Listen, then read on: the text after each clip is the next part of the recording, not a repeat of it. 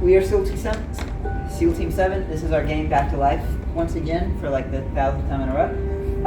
So right now we're showing off our second level. You've seen the second level before. We're just revisiting it because, like I said last week, we've been focusing on the first level as sort of our sandbox. And now that we have features implemented, we're moving on, doing a lot of the aesthetics of level. As you can see, we don't just have the single soldier enemy anymore. Now we have wolves. Another thing, if David would, yeah, David got caught.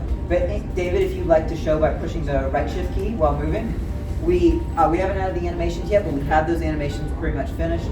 But we have the dash feature implemented. So the dash feature is not something you have in level 1. It's something when you get to the end of level 1, because the story is about you reclaiming pieces of your soul. When you get to the end of level 1, you smash, like the cutscene details it, you smash the orb, you regain some of your memories, a bit of your soul, and you get a bit stronger. So now you're able, now you're not just shambling around like a zombie. Now for brief periods of time you can actually sprint. You see that log, as you remember last time, you had the keys and the giant doors, or like wonky looking doors on my part. But so what we're doing is each level you still have the key and door mechanic, which sort of hinders your progression through the level, because otherwise if the level was too open-ended, you have a lot of options, but you could just zoom straight to the front. Now you have less options, but you have a lot of paths to explore, because some paths lead to a key, some paths lead to a door, and so you need to backtrack, find the key, then get to the door.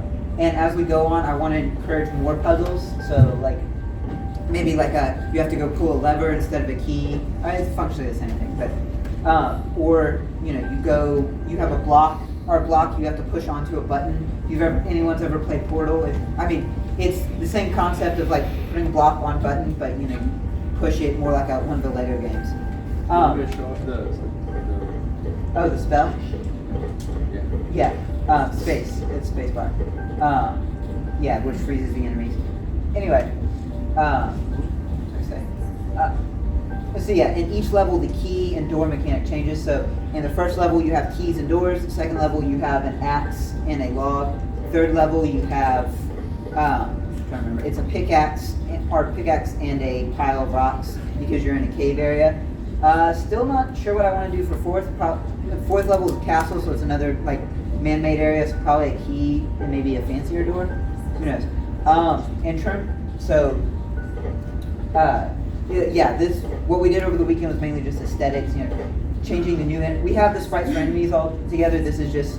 I figured I'd show the second level first, and we're not going to get the hatchet. The hatchet? Oh, good question. I think so. You have to go down from the starting area. And you have to make it past that enemy.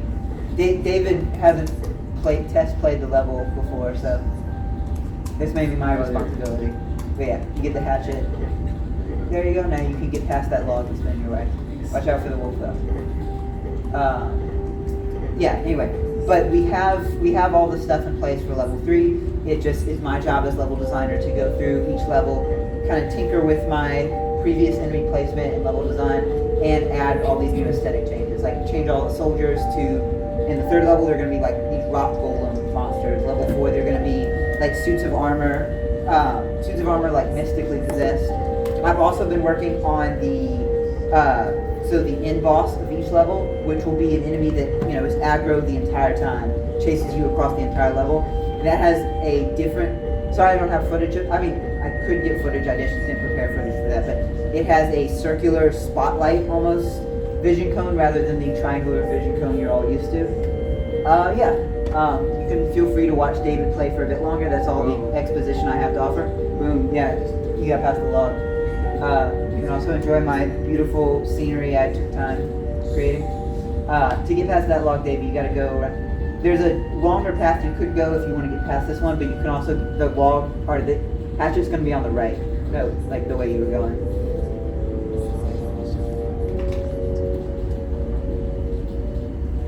Any questions? Sorry, I should have asked that earlier. So if you use the little browser spell, are they supposed to still catch you? No, so that's once again my bad. I'm not on the programming team, I'm on the level design team. I added some features to tinker with it. So that's a collision box that I just need to put the thing to turn it off when they, I didn't mess with the paralysis spell, so I need to go into the paralysis spell code and like make it like set that collision off. The person who made the paralysis spell didn't mess with, like, I made the collider thing separately, so just a lack of, well, as in I made this like yesterday, today, or made the collision box thing. Yeah. No, the next scene, the build index isn't added yet, so it's not going to automatically transfer. But yeah,